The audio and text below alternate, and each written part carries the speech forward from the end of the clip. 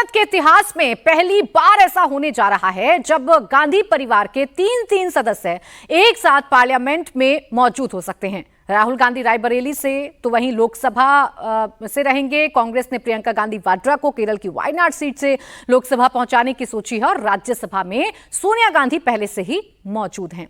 गांधी परिवार का ये ट्रिपल चैलेंज नरेंद्र मोदी के लिए है। थर्ड टर्म में मोदी के लिए यह सबसे मुश्किल चैलेंज होगा। राहुल गांधी जहां कमजोर पड़ेंगे, उनका सहारा बनने के लिए प्रियंका गांधी पार्लियामेंट में होंगी। खैर, ये तो तब होगा जब वायनाड सीट पर उपचुनाव होगा और प्रियंका गांधी वाड्रा को उसमें जीत मिलेगी।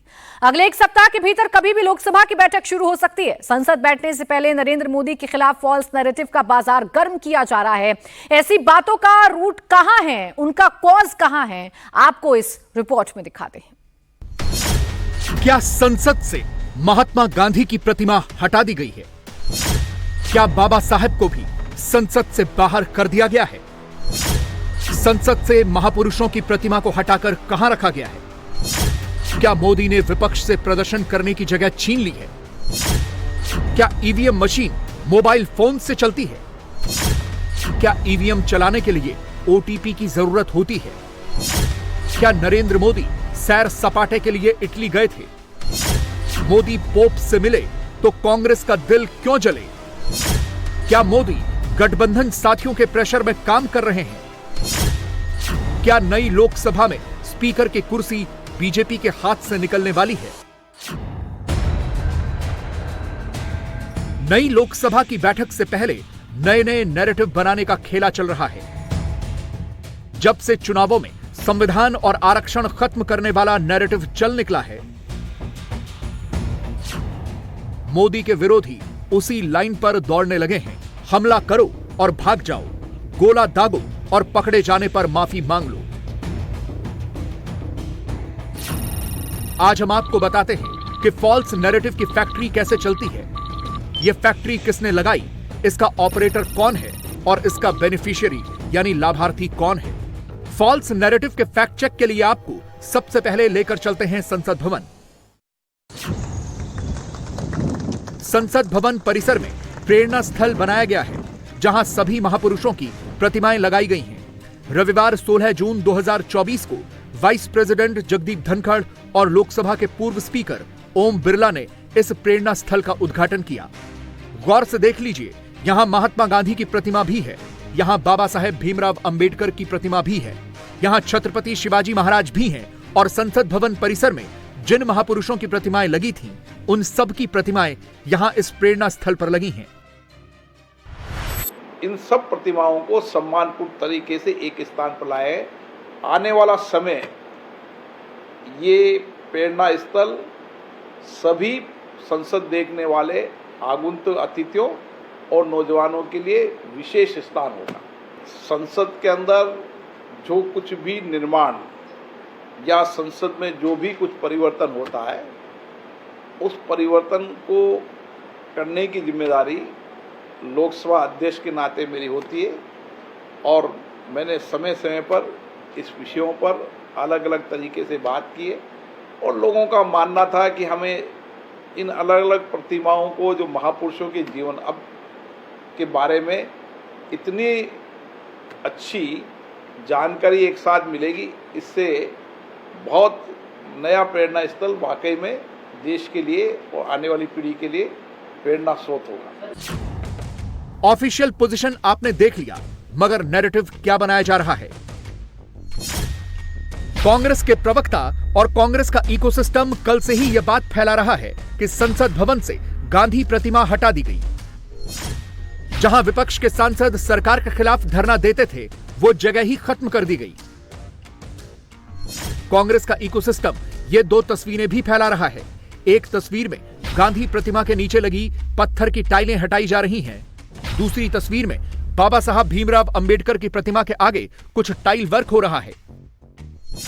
कांग्रेस अध्यक्ष मल्लिकार्जुन खड़गे कहते हैं कि मोदी सरकार लोकतंत्र विरोधी है और उसने गांधी और अंबेडकर की प्रतिमा को उनकी जगह से हटाकर बहुत बड़ा पाप कर दिया है।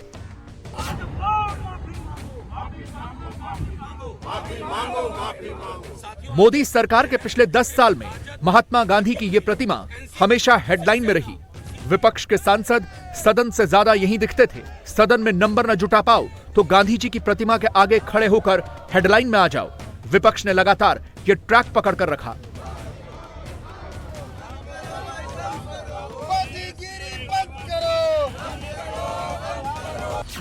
सरकार ने क्या किया? सरकार ने संसद भवन में लगी 50 से अधिक प्रतिमाओं को एक जगह करके उसे प्रेरणा स्थल का नाम दे दिया। कोई प्रतिमा हटाई नहीं गई, बस संसद भवन परिसर में उनकी जगह बदल दी गई। जैसे लाइब्रेरी के एक किताब को एक शेल्फ से हटाकर दूसरे शेल्फ में रख दिया जाता है, संसद भवन में वही हुआ। इस तरह संसद भवन की प्रतिमाओं के बारे में कांग्रेस का नैरेटिव झूठा साबित हुआ। महात्मा गांधी की प्रतिमा संसद भवन से नहीं हटाई गई। बाबा साहब भीमराव अंबेडकर की प्रतिमा भी संसद परिसर में ही है। छत्रपति शिवाजी महाराज की प्रतिमा भी प्रेरणा स्थल पर मौजूद है। संसद भवन आने वाले लोग अब प्रेरणा स्थल आकर एक ही जगह पर देश की सभी महान विभूतियों को नमन कर सकेंगे। जहां तक विपक्ष के नेताओं के प्रदर्शन करने की बात है तो वो कहीं भी कर सकते हैं। मोदी के विरोधी नेता तो संसद के अंदर भी प्रदर्शन करते रहे हैं। संसद भवन की सीढ़ियां भी उनके लिए प्रदर्शन करने की जगह है। हम लोग सारा मेंबर्स ऑफ पार्लियामेंट, खास करके जो नए आए हैं, उनको भी हम आग्रह करेंगे कि समय निकाल करके प्रेरणा स्थल पर सब आना चाहिए। और खास करके जो विशेष दिन होता है, जन्म दिवस या कोई विशेष दिन होता है, संबंधित हमारे महान पुरुषों का संबंधित दिवस में जरूर आना चाहिए। क्या है कि बाहर से यहाँ विजिटर्स भी आते हैं, कई विदेश के लोग भी आते हैं, हमारे देश के बच्चे आते हैं, स्टूडेंट्स आते हैं, और साथ साथ में हमारे कुछ सांसदों का भी लगातार यहाँ आराम से अपना यहाँ चरणों में आकर के हम फूल चढ़ा सकते हैं। फिर लगातार हम यहाँ आते रहेंगे तो हमको प्रेरणा मिलते रहेगा। ये मतलब प्रेरणा स्थल यही है कि हम यहाँ सम्मान भी करेंगे और हम खुद भी यहाँ से प्रेरणा लेते रहेंगे। दूसरा फॉल्स नैरेटिव ईवीएम से जुड़ा है। ईवीएम का मुद्दा मोदी विरोधियों को बहुत रास आता है। इस बार दो घटनाएं एक साथ हुई। Mumbai north west parliamentary constituency में मोबाइल फोन पर आए ओटीपी से ईवीएम अनलॉक होने की खबर छपी और माइक्रो ब्लॉगिंग साइट एक्स के चीफ एलन मस्क ने ईवीएम के बारे में एक पोस्ट कर दिया। मस्क ने लिखा, इलेक्ट्रॉनिक वोटिंग मशीनों को हटा देना चाहिए। इंसान और मशीनों के जरिए उनको हैक करने की संभावना बहुत ज्यादा है। मोदी सरकार के पूर्व मंत्री राजीव चंद्रशेखर ने मस्क को जवाब दिया, मगर मस्क ने दोबारा कह दिया कि किसी भी चीज को हैक किया जा सकता है। मोदी के विरोधी इस खबर को वहीं से ले उड़े। पहले देखते हैं कि ईवीएम के बारे में विपक्ष का दावा क्या है। दावा नंबर 1, ईवीएम को हैक किया जा सकता है। दावा नंबर 2, ईवीएम को मोबाइल से चलाया जा सकता है। दावा नंबर 3, ईवीएम मोबाइल के ओटीपी से खुलता है। दावा नंबर 4, ईवीएम में रिकॉर्डेड वोट को बदला जा सकता है। एलन मस्क ने जब कहा कि ईवीएम हैक की जा सकती है तो हैक की जा सकती है। एलन मस्क से बड़ा एक भी टेक्नीशियन नहीं है जिसका ये ट्विटर है, जिसका एक्स है, वो एलन मस्क का है। दुनिया का सबसे बड़ी टेक्नोलॉजी का मालिक है।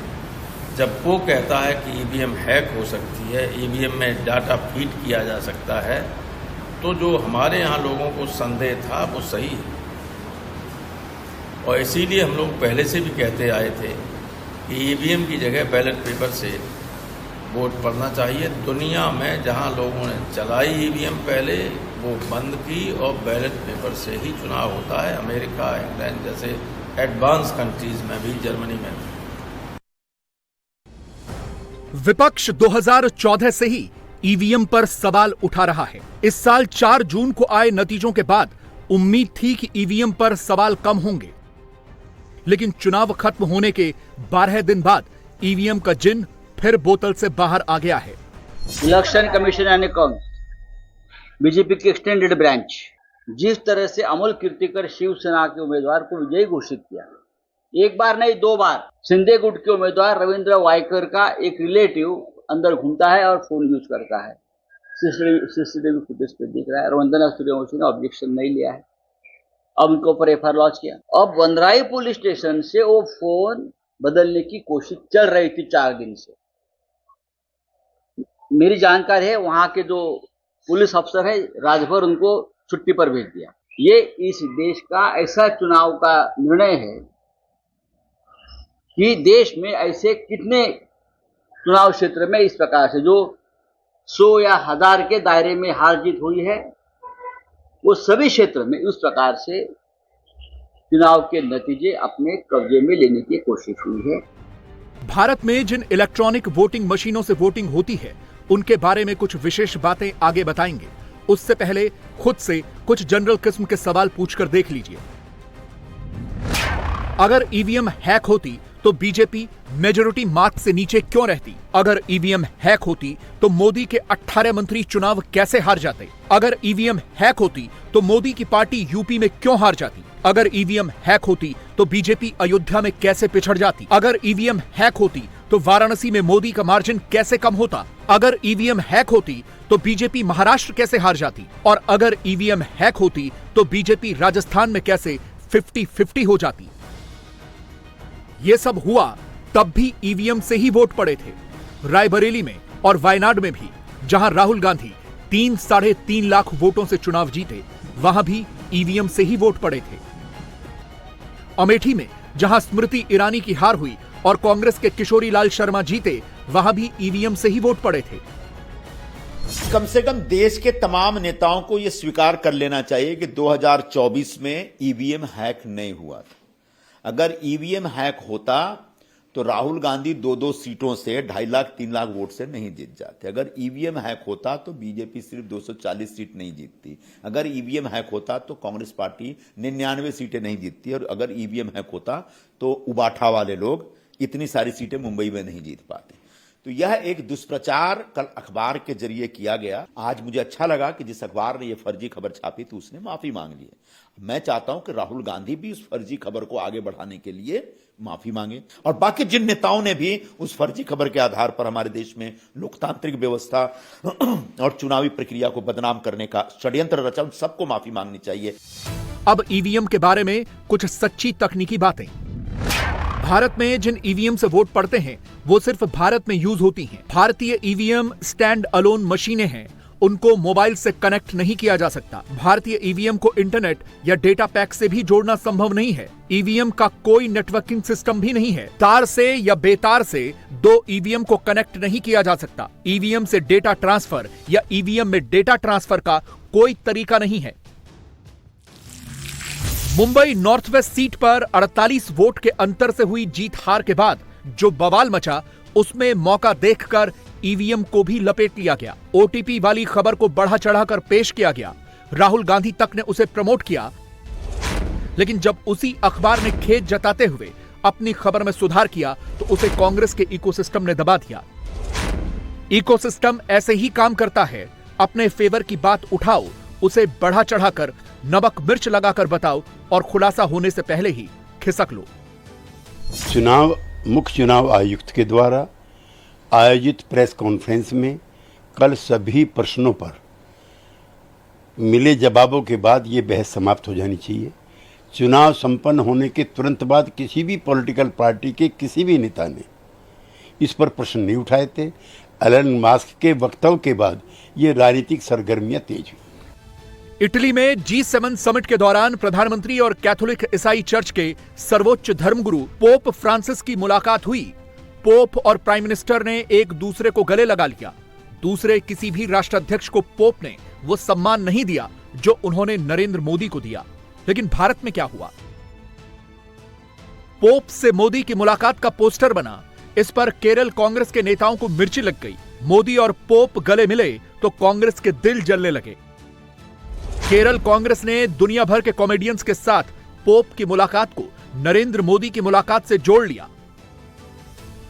सोचिए, मोदी को अल्पसंख्यकों, विशेषकर मुसलमानों और ईसाइयों का दुश्मन बताने वाली पार्टी भी नहीं चाहती कि मोदी और पोप के रिश्ते अच्छे रहें। इन 4 तस्वीरों में कांग्रेस के 5 टॉप लीडर्स हैं। गांधी परिवार के 3 सदस्य और कांग्रेस के संगठन महासचिव केसी वेणुगोपाल पार्टी प्रेसिडेंट मल्लिकार्जुन खड़गे के घर जाकर उनसे मिले। फैसला हुआ कि राहुल गांधी रायबरेली सीट रखेंगे, वायनाड सीट छोड़ेंगे और वहां से प्रियंका गांधी चुनाव लड़ेंगी। इस तरह प्रियंका गांधी की चुनावी राजनीति में एंट्री हो रही है। प्रियंका वायनाड से चुनाव लड़ेगी, मगर मैं भी पीरियोडिकली वायनाड जाऊंगा और जो वायदे हमने वायनाड को किए थे उनको हम पूरा करेंगे। रायबरेली का पुराना रिश्ता है, काफ़ी खुशी हो रही है कि मैं उनको फिर से रिप्रेजेंट करूंगा, मगर आसान निर्णय नहीं था, मुश्किल निर्णय था क्योंकि जुड़ाव दोनों के साथ। Very happy to be able to represent Wayanad, and all I'll say is that I won't let them feel his absence. As he said, he'll come many times with me, but I will work as hard and I will try my best to make everybody happy and to be a good representative. और रायबरेली के साथ तो मेरा बहुत ही पुराना रिश्ता भी है और 20 सालों से मैंने काम किया है दोनों रायबरेली और अमेठी में, तो वो रिश्ता तो कहीं मतलब किसी भी तरह से टूट नहीं सकता। उसको कायम रखने के लिए हम दोनों हैं और भैया की मैं मदद रायबरेली में भी करूंगी और जैसे इन्होंने कहा हम दोनों रायबरेली में भी हम दोनों मौजूद होंगे और वायनाड में भी। अगले एक सप्ताह के अंदर नई निर्वाचित लोकसभा की पहली मीटिंग होने वाली है। नवनिर्वाचित सांसदों को शपथ दिलाने के बाद मोदी सरकार का पहला टेस्ट होगा जब स्पीकर चुनने का मौका आएगा। कांग्रेस की लाइन एकदम क्लियर है कि वो मोदी 3.0 सरकार में बीजेपी के अल्पमत में होने पर फोकस कर रही है। एक अकेला का घमंड टूटा, बैलेंस करने में पसीना छूटा, ऐसा लिखकर कांग्रेस मोदी पर व्यंग करती है। राहुल गांधी की पार्टी जो काम पिछले 10 साल से कर रही है वो काम उसने अब तक नहीं छोड़ा है। स्पीकर के इलेक्शन को लेकर एनडीए में कोई भ्रम नहीं है, लेकिन इंडिया अलायंस विशेषकर कांग्रेस के नेता स्पीकर पोस्ट पर भ्रमजाल फैला रहे हैं। कभी वो स्पीकर पोस्ट पर अपना दावा ठोकते हैं तो कभी वो स्पीकर की कुर्सी टीडीपी के खाते में जाने की कहानियां सुनाते हैं। लोकसभा स्पीकर की लड़ाई बहुत महत्वपूर्ण लड़ाई है। अब 2019 और 2014 वाली स्थिति संसद में नहीं है। अगर राहुल गांधी जी बोलते हैं कि हम चाहे तो सरकार कभी भी गिरा सकते हैं, उसका मतलब आप समझ जाइए कि जो बैठे हैं प्रधानमंत्री पद पर या सरकार जो बनाई है एनडीए की, वो स्थिर नहीं है, स्टेबल नहीं है, कुछ भी हो सकता है। स्पीकर पोस्ट पर जैसी धमाचौकड़ी मचाने की कोशिश हो रही है वैसा ही प्रयास मंत्रिमंडल गठन के समय भी हुआ था। दावा किया गया था कि मोदी 3.0 सरकार के सारे प्रमुख मंत्रालय बीजेपी के सहयोगी दल ले लेंगे, लेकिन ऐसा नहीं हो पाया। टीडीपी और जेडीयू जैसे अहम दलों को भी एक एक कैबिनेट मंत्री पद से ही संतोष करना पड़ा। स्पीकर के चुनाव का वक्त आएगा तो उस पर भी फैसला हो जाएगा। यह सच है कि मोदी विरोधी पार्टियों के पास इस बार लोकसभा में ज्यादा नंबर है, कांग्रेस की ताकत भी दोगुनी हुई है, मगर सच्चाई यह भी है कि उसे मोदी को घेरने का मौका नहीं मिल पा रहा। नई लोकसभा की पहली मीटिंग में कांग्रेस को किसी तड़कते भड़कते मुद्दे की तलाश है। वो सोशल मीडिया के भरोसे है और हर वायरल खबर और वीडियो को पकड़ने का प्रयास कर रही है। पर्सनल काम, व्यक्तिगत काम के लिए जो हमारे पास आते हैं, पैगाम के लिए अलग-अलग, तो उसमें सबसे ज्यादा लोग हमारे पास अगर आए हैं तो मुस्लिम भाई लोग आए हैं, मुसलमान और यादव भाई लोग आए हैं। मेरा सौभाग्य था कि लोग आए हमारे पास तो हमारे प्रति विश्वास था तो आए, या मेरे क्षमता में विश्वास था तो आए, और हम करते रहे। तो हमारे लोग ये उम्मीद करते थे कि कम से कम आपको कम से कम 15-20% वोट इन लोगों के भी मिलेंगे, ये उम्मीद करते थे। हकीकत ये रहा कि इन दोनों समाज में से 2-2% वोट भी हमको नहीं मिला। हकीकत ये है। और मेरी नाराजगी खाली उन लोगों से, बाकी किसी से नहीं है। बाकी कोई राजनीतिक कारण से इधर गया, कुछ वहां उधर गया, सूढ़ी कम हो गया, वो हो गया, वो होते रहता है, उससे हमको कोई फर्क नहीं पड़ता। लेकिन नाराजगी और दुख खाली उससे है। बाकी हम लोग बूथ देख लेंगे, एक बूथ हम लोग चर्चा कर लेंगे, उसमें कोई समस्या नहीं। लेकिन नाराजगी उन लोगों से है, और मैं हर एक मीटिंग में कहता हूं कि इसके बाद व्यक्तिगत काम के लिए मेरे पास मत आना, तुम लोगों में से कोई भी मत आना।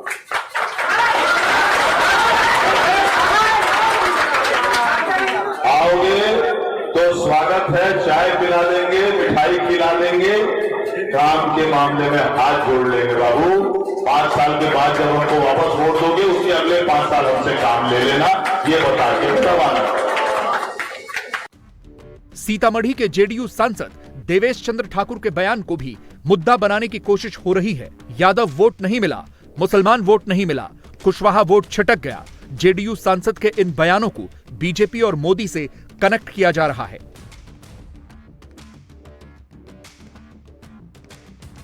ऐसे तीरों से अगर मोदी घिर जाते तो वो कब के ही घर बैठ चुके होते। सच्चाई यही है कि ऐसी बातों से, ऐसी दैनिक साजिशों से मोदी को कोई फर्क नहीं पड़ता। वो अपनी रॉ में चल रहे हैं, अपने हिसाब से शासन चला रहे हैं।